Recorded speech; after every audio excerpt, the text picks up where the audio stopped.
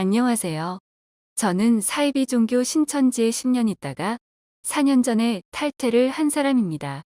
사람들은 종종 사이비에 빠지는 사람들에 대해 이래서 빠졌을 것이다, 저래서 빠졌을 것이다 등등 나름대로 인과관계를 추측하고 때론 조롱 섞인 비난을 하기도 합니다. 그러한 것을 보고 있으면 어떤 것들은 인정하게 되기도 하고 어떤 것들은 좀 반박하고 싶은 마음이 들기도 합니다. 하지만 그런 걸 반박하기보다는 이제라도 나와 내 가족 안의 위치에서 해결해야 할 것들에 최선을 다하고 나와 비슷한 사람들이 더 이상 피해를 입지 않길 바라는 마음으로 무언가를 하는 일이 의미가 있을 것 같습니다. 오늘 영상에서는 제가 사이비에 빠진 많은 원인 중 어릴 적 환경에 대한 아쉬움, 그리고 그 영향으로 이후에 제가 선택했던 과오를 떠올려 되짚는 시간을 가지려고 합니다. 몇 가지 에피소드들이 기억이 나더군요. 저희 어머니는 주로 미신을 믿는 분이셨고 아버지는 불교 쪽이었지만 깊은 신앙을 가진 분은 아니었습니다. 저희 어머니는 지금도 입버릇처럼 그런 말을 종종 하시는데, 예를 들자면 집에 그림 하나, 쥐며느리 같은 벌레가 기어다니는 것을 보면 징그러워하는 제 앞에서 말씀하시길 집에 돈이 들어올 징조라며 항상 무슨 그것이 공식인 것처럼 자연스레 말씀하셨고, 출입구 맞은편에 거울이 있으면 들어온 복이 도로 빠져나간다던가 베개를 세워놓으면 집안일이 잘 안 풀린다던가 등등의 인과관계가 전혀 맥락이 없는 그런 그야말로 미신들을 믿었고, 생활 습관을 지적할 일이 있으면 그런 식의 미신을 곁들여서 지적을 하시곤 했습니다. 그건 어머니가 스스로 지어낸 것도 아니고 아마 어머니도 어릴 적 어떤 환경 속으로부터 보고 듣고 습득한 정보들일 것입니다. 그게 맞는지 안 맞는지 검증도 필요 없고 그냥 그렇게 받아들이신 거겠지요. 어릴 때는 엄마의 말이 곧 다 법이고 맞다고 받아들이니 그런가 보다 하지만 머리가 커갈수록 이상하게 느끼고 싫어하기도 했습니다. 지금 생각해보면 고향 아닌 타지에서 아이들을 키우며 가난을 이겨내고 살아가야 하다 보니 앞날에 대한 알 수 없는 미래의 불안을 그런 식으로 달래신 것 같습니다. 그러다 보니 신문이나 교차로 같은 곳에 나오는 오늘의 운세 같은 정보는 아주 달달하고 쏠쏠한 삶의 지혜 같은 그런 것으로 느끼셨는지 자주 보시곤 하셨지요. 지금은 앱으로도 나오니 그것을 찾는 사람들이 얼마나 많은지, 그건 우리나라의 거대한 문화의 한 부분이라고 여겨집니다. 아버지는 방학 때마다 비디오 가게에서 비디오 테이프를 가끔 빌려오곤 하셨는데, 그중에는 중국 귀신 영화나 종교적 색채가 강한 영화를 자주 빌려오셨습니다. 아이가 보기에는 다소 자극적이고 무서운 영상들이지만 아버지는 그런 것에 대한 걱정 없이 그냥 그 당시 잘 나가는 재미있는 비디오라고 나름 빌려오신 거겠지요. 불교 쪽이셨는데도 예수의 일대기를 그린 관련 영화들도 가끔 빌려오셔서 보여주셨는데 뭔지는 모르지만 좀 흥미롭기도 하고 혼란스럽기도 했습니다. 불교를 신봉하시는데도 모세의 기적이 나오는 장면을 같이 보면 그거 나름대로는 또 감동받는 아버지의 얼굴이 보이기도 했습니다. 어린 저의 시선에는 불교든 기독교든 다 허용된다고 받아들였습니다. 가난을 버티기 위해 저희 어머니는 밤낮 부업으로 생계를 이어나가셨는데 일요일이 되면 저희 자매를 교회로 가도록 허락하셨습니다.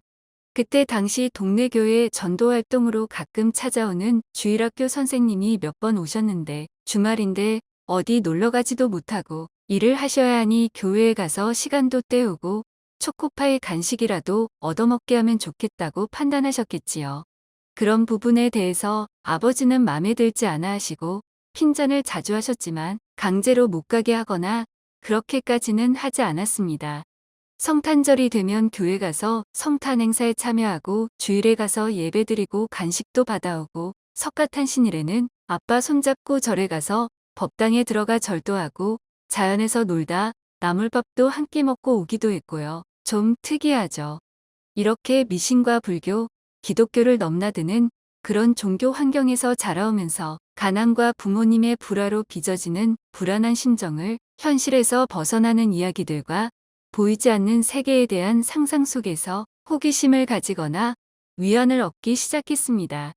지금 생각해보면 저는 아주 어릴 때부터 이미 보이지 않는 세계에 정서적으로 익숙해져 있었던 셈입니다. 그에 반면 종교가 무엇인지, 왜 인간은 신을 믿어왔는지, 무엇을 믿어야 하고 왜 믿어야 하는지, 맹목적으로 따르는 것의 차이는 무엇인지, 그 어떤 설명도 제대로 들어본 적은 없었습니다. 사실 그런 걸 제대로 가르쳐주는 부모님이 과연 몇 프로나 될까요? 그러다 보니 어떤 지식이나 논리적인 사고로 종교를 판단하거나 숙고하기 전에 정서적으로 의지를 하거나 막연한 호기심만 키워왔습니다. 사실 이런 것은 철학적인 사고나 지식을 접하거나 세상의 많은 종교의 유래를 좀 더 배우고 그럴 만한 기회가 있었다면 세상을 보는 관점에 점점 균형을 잡아갈 수 있었을 텐데 그런 것을 접하기에는 우리 부모님이 그렇게 가르치실 만한 고학력자도 아니었고 종교관이 뚜렷한 분들도 아니었습니다. 그렇다면 그런 가정교육의 부족함을 채워주고 질적으로 성장할 수 있게 도와줘야 할 공교육이 역할을 해줬으면 좋았겠지만 그 당시 공교육은 아시다시피 그 역할을 충분히 해주지 못했습니다. 8, 90년대 공교육은 지겹게 비난받아온 주입식 교육이 줄을 잃었고 때로는 폭력이 허용되는 수직적 교육체계였지요. 게다가 고학년이 될수록 입시와 성적 중심의 교육 속에서 왜? 라는 질문은 대부분 쓸모없는 것으로 취급됐고 정답이 없는 질문을 붙잡고 오래 고민해 보거나 친구들과 토론해 볼 기회는 거의 없었습니다. 더 좋은 학교가 그 당시에 있기도 했겠지만 제가 다니던 학교는 적어도 그런 환경이었습니다. 중학교 시절 저는 수업 시간에 창밖을 보며 멍하니 앉아있는 시간이 많았습니다. 집안 환경은 늘 가난과 부모님의 불화로 불안정했고 저는 수업 시간에 집중을 잘하지 못한 채 멍하니 앉아 주로 이런 따위의 생각들을 많이 하곤 했습니다. 사람은 왜 사는 걸까? 왜 어떤 사람은 나쁜 짓을 해도 잘 사는 걸까? 이 세상 모든 만물을 하나님이 만들었다면 공룡은 왜 지구상에 있다가 사라졌을까? 목사님이 곧 종말이 온다는데 그럼 우리 가족과 나는 어떻게 되는 걸까? 지구가 사라진다면 왜 하나님은 못하러 지구를 창조하셨을까? 와 같은 생각들이었죠. 그다지 교과서랑 상관없는 그런 질문들이 머릿속을 맴돌기만 했습니다. 누구에게 질문하면 쓸데없는 생각 말고 공부나 해라며 잔소리 듣기 딱 좋은 질문들이죠. 지금 생각하면 참 엉뚱하긴 하면서도 나름 진지한 생각들이었습니다. 질풍노도와 같았던 그 시기의 군영수사과 같은 단과 과목뿐만이 아니라 철학이나 세계 종교의 역사 또는 인간이 왜 신을 필요로 했는지에 대해 좀 더 깊이 배우고 차분히 생각해 볼 시간이 있었다면 어땠을까 하는 아쉬움이 남습니다. 그러면 도서관 가서 책이라도 찾아보면 좀 낫지 않았겠냐 물으시는 분도 있을 텐데 제가 그 정도로 영특하게 책을 찾아 탐닉할 만한 학생은 아니었습니다. 그냥 정서가 불안한데 겉으로는 조용한 척하고 앉아서 빨리 지옥 같은 학교를 얼른 졸업하고 어른이 돼버렸으면 좋겠다는 생각만 하는 보통의 학생이었습니다. 아마 어떤 선생님께서 나와 같은 생각의 질문 하나라도 한번 툭 던져줬으면 또 어땠을지 모르겠지만요. 그러한 질풍노도의 시기의 교회를 잠시 떠났습니다. 기도를 열심히 해도 가난과 부모님의 불안은 나아지지 않았고 내 성적도 나아지지 않았으며 그런 것은 대단한 노력이 필요함과 동시에 운이 따라줘야 해결된다는 것을 알기 시작했고 신앙은 도움이 안 된다라고 생각했으니까요. 고등학교를 졸업하고 대학은 형편과 실력에 맞게 가고 싶은 과를 찾아 전문대를 들어갔는데 그곳의 교양 과목은 아쉽게도 철학이 아닌 성윤리에 관련된 과목이었습니다. 유익하지 않은 것은 아니었지만 그렇다고 저의 잠재의식 속에 해결되지 않은 궁금증을 꺼내주진 않았습니다. 대학교 2년 다니면서 알바를 뛰며 취업을 위해 필요한 기술도 터득하려 학원도 다니다가 서울로 취직을 했는데 학자금 갚느라 월세 보증금 한 푼도 준비 없이 상경을 했기에 친구 자취방과 고시원을 전전하며 얼마나 맘고생, 몸고생을 했는지 정말 힘든 청춘이었습니다. 그때 마침 누군가가 저를 전도해서 교회를 나가게 되었습니다. 성인이 되어 다시 교회를 찾았을 때도 그 선택은 충분한 이해와 사고의 결과라기보다는 외로움과 불안이라는 감정에 끌린 선택이었습니다. 매주 드리는 예배의 분위기, 사람의 기운, 가끔씩 생각하게 하는 인생을 향한 성서의 교훈, 그리고 교회 안에서 같은 청년층의 문화에 익숙해져 외로움이 조금은 해결이 되니 왜 신앙하는지 깊이 고민하지도 않았습니다. 하지만 가랑비에 옷이 젖는다는 말이 있듯이 모든 만물은 자신의 주관 아래 있다고 점차 받아들이며 신앙을 잠시 떠났던 저의 공백을 반성하곤 했습니다. 그렇게 직장과 교회를 다니다 남편을 만나게 되어 결혼을 했습니다. 아이를 낳고 보니 생명의 존귀함, 내 가족의 미래, 엄마와 아내로서의 역할을 완벽히 잘해내고 싶은 마음이 샘솟기 시작했는데 그러한 것들을 종합적으로 이끌어줄 수 있는 매개체가 성경이라고 생각하고 성경을 점점 진지하게 대하게 됐습니다. 세상의 모든 지혜가 성경 안에 다 있다고 믿고 있었기 때문입니다. 어떤 생명이든 다 귀하고 엄마와 아내로서의 사명과 책임은 누구나 당연히 최선을 다해야 하는 것이고 그건 사실 주어진 환경 안에서 적당히 해도 되는 것일 텐데 스스로의 자만과 완벽주의에 빠져 있기도 했던 것 같습니다. 이런 태도는 이렇게까지 생각이 연결이 되었습니다. 나는 하나님에 대한 믿음을 공고히 다져서 내 자식들에게는 온전한 믿음을 가지게 하고 방황하지 않게 해줘야겠다는 생각, 그리고 내가 이렇게 열심히 신앙을 다지면 나는 더 지혜로운 사람이 되어 좋은 아내와 엄마가 될 수 있을 거라는 그런 생각들로 채워나가기 시작했습니다. 지금 생각하면 참 부질없는 생각들이었습니다. 좋은 엄마, 좋은 아내는 꼭 신앙이 동반돼야 하는 것이 아니기 때문이죠.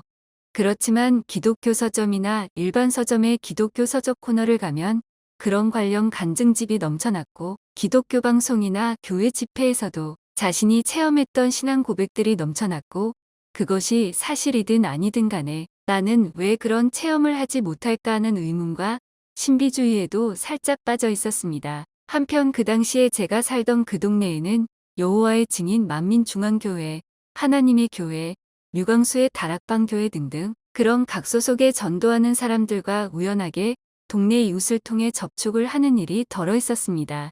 저 같은 일반인들이 철학적 사고나 세계 종교 역사를 알 정도의 지식이 없이 애매한 신앙 갈증에 빠져 있을 때 세상에서는 이미 종교의 자유 속에 다양한 사상들이 서로 사람 낚기를 하고 있었고 믿지도 않으면서 교리로 장사를 하는 포식자들에게 순수하게 신앙하고자 하는 순진한 양들이 먹히는 때였습니다. 그 와중에 저는 신천지라는 그물에 걸려 제대로 낚였지요. 제가 살아온 인생 경로와는 모양은 다르겠지만 아마 비슷하게 그렇게 되신 분들이 많을 거라 생각됩니다. 물론 모든 사람이 그런 교육제도 안에 있었다고 같은 일을 겪지는 않습니다. 당장 우리 자매를 봐도 그렇지요.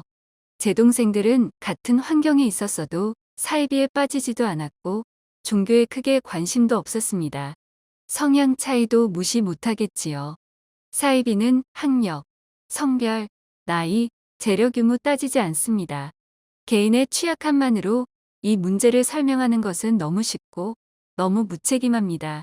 저는 그 원인이 철학적 사고 교육의 부재도 한몫했었다고 생각합니다. 철학적 사고와 비판 능력을 키우는 체계적인 수업을 미국, 영국, 독일, 프랑스 등에서는 우리나라보다 일찍부터 시행하고 있습니다.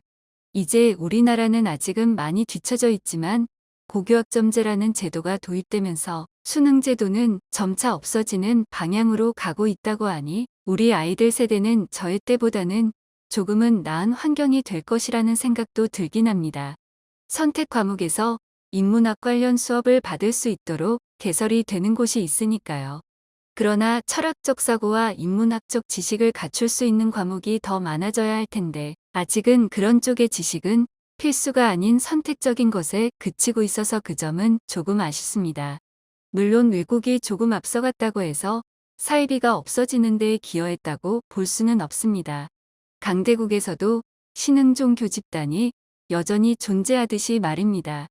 그러나 어떤 아이들이든지 세상에 나오기 전에 누군가의 말에 쉽게 현혹되거나 끌려가지 않도록 스스로를 지킬 수 있는 생각의 힘을 기르는 데는 세계의 종교, 철학 윤리, 인문학 교육과 비판적 사고를 기르는 토론식 수업이 크게 도움이 될 거라고 생각합니다.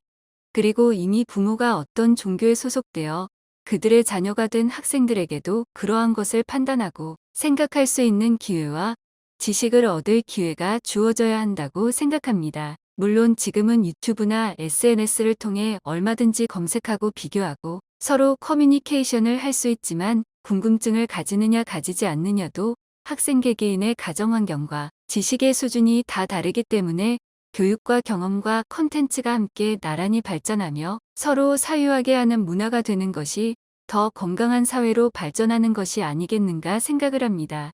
우리는 종교의 자유가 보장된 대한민국에 살고 있습니다. 헌법은 모든 국민에게 종교를 믿을 자유뿐 아니라 믿지 않을 자유, 거부할 자유까지 명확하게 보장하고 있습니다. 저는 이런 헌법을 가진 우리나라가 좋습니다. 제가 만약 이슬람 율법만을 국가 통치의 근본으로 삼는 나라에 태어났다면 종교의 자유라는 것은 아예 없는 상태였을 것이고 태어나자마자 그 종교의 귀속이 되었겠지요. 한마디로 저는 종교를 선택할 자유가 있는 나라에서 태어났습니다. 그 자유는 저뿐만 아니라 저의 부모님, 부모님의 부모님에게도 있었습니다. 자유는 강압적이지 않고 획일화되지 않아서 좋은 것이지만 현실에서 이 자유는 늘 안전하게 작동하지는 않습니다. 종교의 자유라는 이름 아래 종교를 이용한 통제와 착취, 심지어는 범죄까지도 사각지대에 놓여 있는 경우가 많지요. 안타깝게도 나라에서 사이비 종교를 막아줄 어떤 장치나 제도를 만들면 모를까 그런 날이 오기는 쉽지 않을 것 같습니다. 이런 교육의 부재 속에서 잘못된 종교 선택은 저와 여러분 개인만의 문제가 아니었습니다. 그 시대의 환경, 교육의 빈틈, 개인의 선택 문제로 치부하며 사회가 외면해온 질문들 속에서 누구나 겪을 수 있었던 일이었습니다. 오랫동안 피해를 겪은 분 중에 이미 많은 시간을 잃어버렸다는 생각에 스스로를 몰아붙이고 계시다면 조금은 멈춰 서셔도 됩니다. 우리의 인생은 생각보다 훨씬 더 길고 훨씬 더 소중합니다. 오늘 이야기 끝까지 들어주셔서 감사합니다. 다음 영상에서 또 뵙겠습니다.